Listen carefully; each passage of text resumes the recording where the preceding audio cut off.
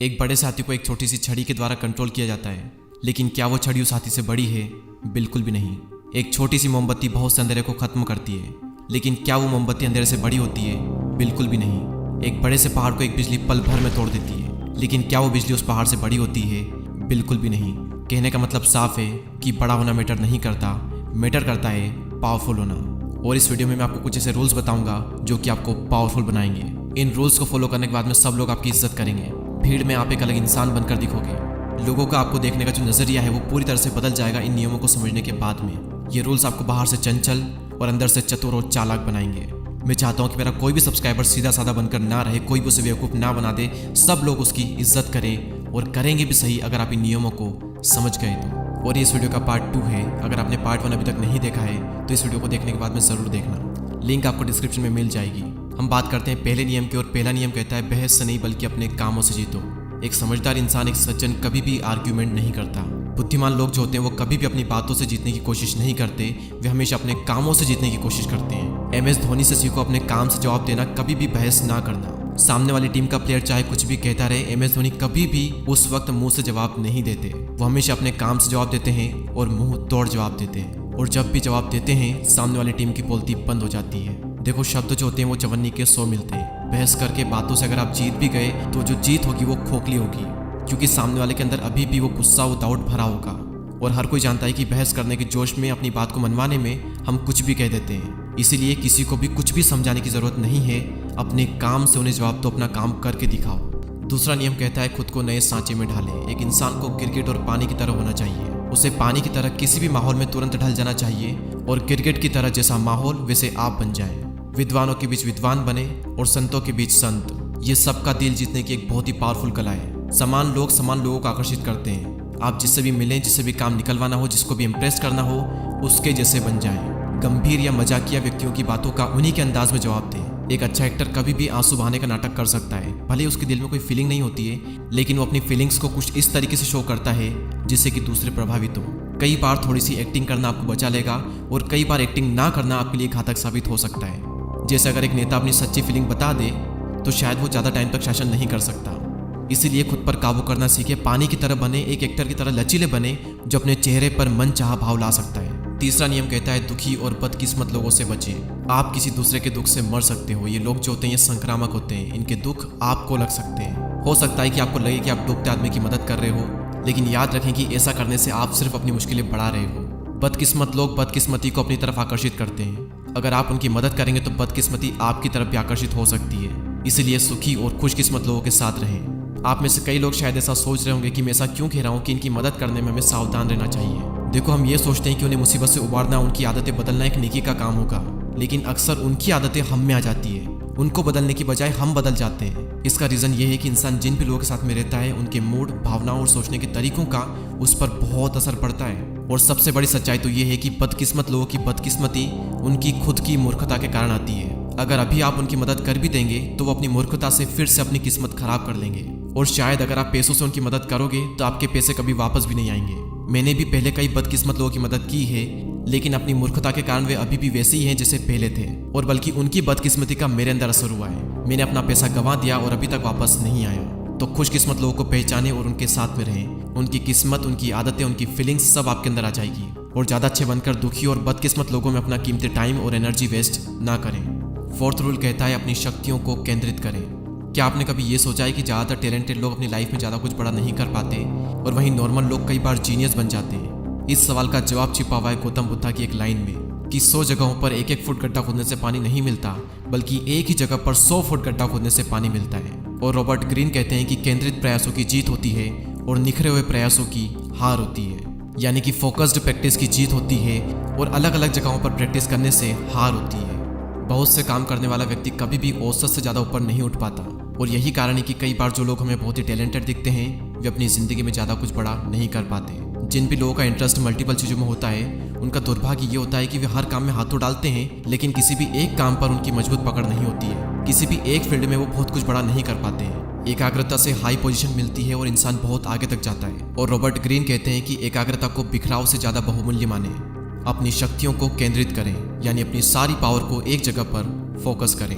5वां नियम कहता है टाइमिंग की कला में माहिर बने। कभी भी जल्दबाजी में ना दिखे। जल्दबाजी में, हड़बड़ाहट में ऐसा लगता है जैसे कि आपका खुद पर और अपने समय पर नियंत्रण नहीं है। हमेशा धैर्यवान नजर आए, जैसे आपको यह पूरा विश्वास हो कि आखिरकार आप ही सफल होंगे। एक बार एक राजा ने 2 लोगों को मौत की सजा सुनाई। उनमें से एक ये जानता था कि राजा को अपने घोड़े से बहुत प्यार है, तो उसने राजा से कहा कि अगर वो उसकी जान बख्श देगा तो वो उसके घोड़े को 1 साल में उड़ना सिखा देगा।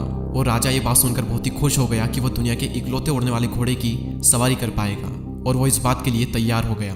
तभी दूसरे के दिन उससे पूछा कि तुम जानते हो कि कोई भी घोड़ा उड़ नहीं सकता। तुमने इस तरह की पागलपन की बात सोची भी कैसे? तुम तो सिर्फ अपनी सजा 1 साल के लिए टाल रहे हो।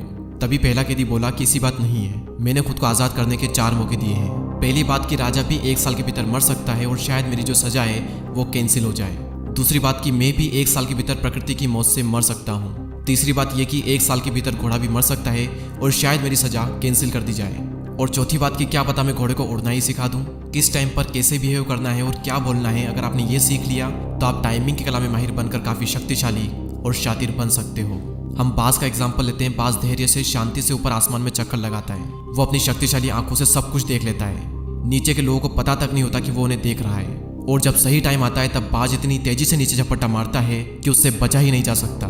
इससे पहले कि शिकारी यह जान पाए कि क्या हो रहा है, वो बाज के नुकीले पंजों में दबकर आसमान में पहुंच जाता है। विराट कोहली को आपने कई बार देखा होगा, विरोधी टीम कई बार स्लेजिंग करती है, उस वक्त विराट कोहली उनसे लड़ते नहीं है। विराट पहले अपने काम से जवाब देते हैं और फिर सही टाइम आने पर बदला लेते हैं और उन्हें मुंह तोड़ जवाब देते हैं। यूट्यूब पर अगर आप सर्च करोगे विराट रिवेंज मोमेंट तो आपको कई सारी वीडियोस मिल जाएगी जहां पर विराट ने सही टाइम आने पर हर एक को जवाब दिया है। अब इससे लर्निंग क्या है, सीख क्या है? जब भी पीछे हटने का टाइम हो पीछे हट जाएं, और जब भी वार करने का टाइम हो कसकर वार करें। छठा नियम कहता है बहादुरी के साथ काम करने उतरे। अगर आपको लगता है कि किसी काम में आप सफल नहीं हो पाएंगे तो उसे करने की कोशिश ना करें। अब आप में से कई लोग शायद ये सोच रहे होंगे कि हमें ये कहा जाता है कि एटलीस्ट कोशिश तो करें, अगर आप फेल भी हो जाओगे तो आप सीखोगे। कोशिश करो, लेकिन जिन कामों में आपको लगता है कि आप सफल हो जाओगे उसमें कोशिश करो। जिसमें आपको पहले से ही डाउट है, पहले से ही पता है कि शायद आप सफल ना हो पाओगे, उसको करना मूर्खता है।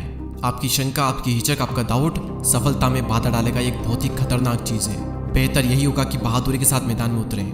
हर इंसान बहादुर व्यक्ति की तारीफ करता है और कायर व्यक्ति का कोई भी सम्मान नहीं करता। और रॉबर्ट ग्रीन कहते हैं कि सावधान होने की बजाय साहसी होना बेहतर है। तकदीर और लड़कियां एक जैसी होती है।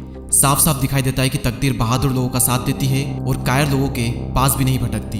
और ठीक तकदीर की तरह लड़कियां भी बहादुर और कॉन्फिडेंट लड़कों को ही पसंद करती है। 7वां नियम, यह जान ले कि सामने कौन है। कभी भी गलत व्यक्ति को नाराज न करे। एक बार एक कौवा एक भेड़ की पीठ पर जाकर बैठ गया और उसे परेशान करने लगा। भेड़ मजबूरन उसे काफी समय तक इधर उधर करती रही और फिर बोली कि अगर तुम किसी कुत्ते के साथ में भी ऐसा ही व्यवहार करते तो वो तुम्हें अपने दांतों से मजा चखा देता।